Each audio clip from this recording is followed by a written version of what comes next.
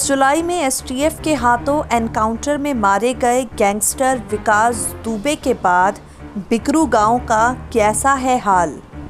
किस तरह 45 दिन बाद भी बिकरू की गलियों में सन्नाटा पसरा है। किस तरीके से बिकरू गांव में आज भी लोग अपने घरों से बाहर निकलने पर डर रहे हैं। ये गांव जहां स्वतंत्रता दिवस के मौके पर झंडा नहीं फहराया गया, ये गांव जहां एक वक्त पर विकास दुबे की दहशत से लोग कांपा करते थे, आज इस गांव का कैसा है हाल, इस खास रिपोर्ट में हम आपसे चर्चा करेंगे। 2 जुलाई की रात से ही जो बिजली यहां पर कटी उसे जोड़ा गया है। रोड लाइटें जल रही हैं, लोगों के घरों के भीतर बल्ब और ट्यूबलाइट जल रही है। विकास दुबे के घर से करीब 200 मीटर पहले ऊंचाई पर एक पक्का और छोटा मकान है। मिथिलेश कुमारी सोनकर अपने बच्चों के साथ यहां रहती है, लेकिन जैसे ही पुलिस एनकाउंटर के बाद इस गांव में आई, ये महिला पुलिस को नज़दीक आते देखकर वहां से चली गई। बाद में बात करने पर तैयार हुई। ये महिला कहती है, विकास का एनकाउंटर हम लोगों के लिए तो बहुत दुख की बात है, क्योंकि हमें जो भी ज़रूरत थी वो हमारी ज़रूरतें पूरा करते। गांव वालों को विकास से कोई शिकायत नहीं है। बाहर क्या हो रहा था, वो किस तरीके से काली कमाई कर रहा था, कितने गैर कानूनी काम कर रहा था, ये हम सबको नहीं मालूम।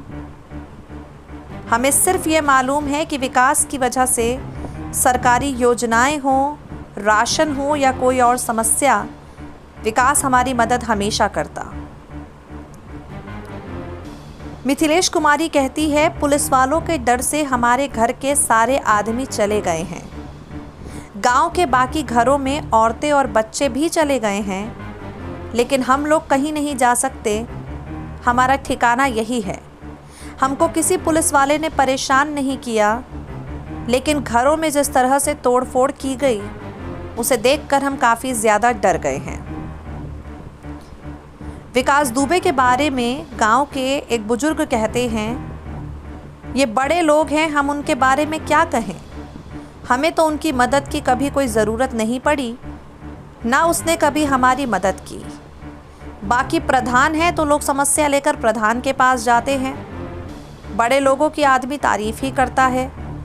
विकास की जगह कोई दूसरा होता तो भी उसकी तारीफ़ ही करते।